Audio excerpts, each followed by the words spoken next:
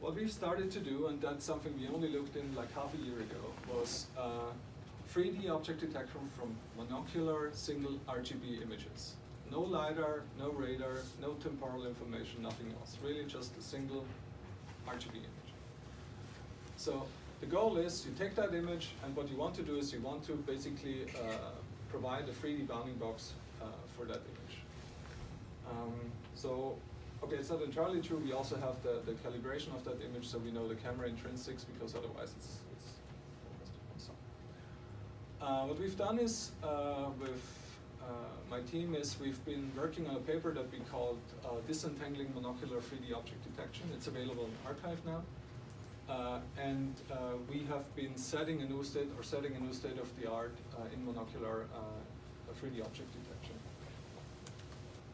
The goal here is actually quite related, and we're actually building on top of the panoptic pipeline that we've been discussing before. So it's a ResNet 34 in this case, with some feature pyramid output, so we get different information at different scales.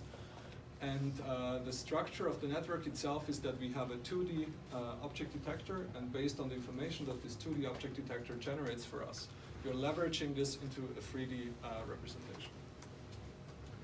And even though I wanted to go in a lot of details on the technical parts, I will actually make those slides available afterwards. So this is just the predictions that we get per hypothesis. So the first of the things is that we want to predict with the output of our network, of the 3D detection output, we want to get basically the projection of the 3D center onto the 3D image plane. So that's one of the outputs. The second thing is that we want to actually regress or produce the depth information about the object, and this is really the hardest part. So probably you know that 3D object detection from a single image is actually an ill-posed problem. So there's no unique solution to this problem. So you need to have some very strong prior knowledge about the task. So the additional set of predictions that we have, so aside to the object center that I was showing before, is basically the allocentric rotation quaternion, the 3D bounding box size, so we want to know the extent. The first one actually translates into the rotation. And the last one is the object depth that I was showing before.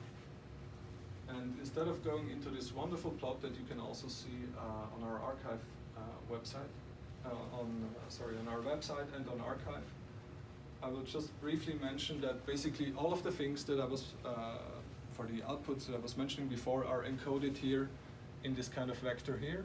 So basically there's a set of parameters that deal with rotation. There's a set of parameters that deal with the extent of the object. And the parameters here encode the depth of the object and the actual location. So, and this is actually a very important part, because once you have all these parameters, what we're using here is something that was proposed by some colleagues at the Toyota Research Institute. It's coined in their paper ROID 10D, where they propose something that's called a lifting transform. So given that output, you can parameterize a rotation, a scaling, and basically of some unit cube, and then apply some offset that will actually direct you to the position of the object. And now the problem comes that we have with this kind of, let's say, approach. So what you get is, if you have all these different type of output parameters, and again, we're talking about rotation, we're talking about some extent, that they all eventually have different types of units, right? So what they describe is you can't really compare a gradient that is responsible for a rotation with a gradient that is responsible for the extent of a box, right?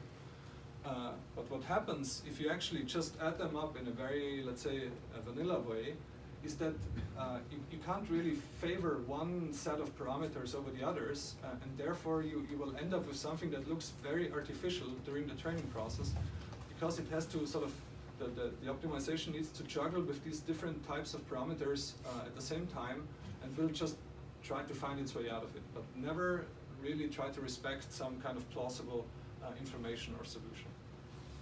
So that's also why we're trying to show here there's this mix of apples and oranges that you know, you want just the optimizer, and through the loss function you want that to be solved.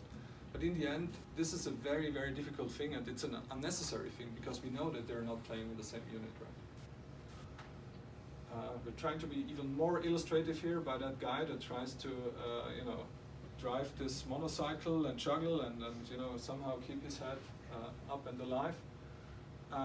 It's really a lot of mutual dependencies that come into play when you try to optimize something that wants to regress a 3D bounding box directly.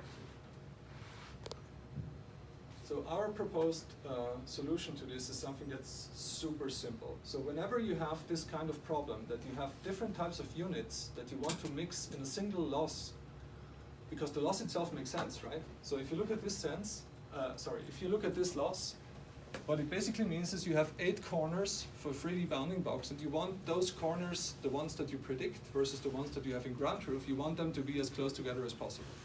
And that actually encodes all the, you know, extent, rotation, depth, and so on. So you still want to use this loss because you feel like that's the right thing that I want to do. But still you're left with the problem of how to optimize for this. And what we've done is basically something that's super simple. We just say, okay, you have a group of parameters that belong to rotation. So when you take all the way in the forward pass to your network output to the loss, what you do, or what we do here is, we just compute the loss by saying, now consider all the parameters that are responsible for the rotation, and keep the rest frozen, but not frozen to your current state, frozen to the ground truth. So you're pretending you're doing optimal with respect to all the other parameters, and make the loss computation only on the part that is responsible for the rotation. Then at the same state, you do the same for the extent, you do the same for the depth estimation, and so on. And I mean, this is a really simple thing and simple trick to try. You can probably code that in a few lines if you have this kind of problem yourself. And I really encourage you to do that, because all of a sudden, things look differently. And since I know it's late, and we are all visual people, let's look at this. Maybe I can even go. Oh, that was the full. Okay. What we show here is basically the green box is the one that is from ground truth, and the red box is one that is basically some initialization that we could potentially have during the training process. Let's focus on the upper part first.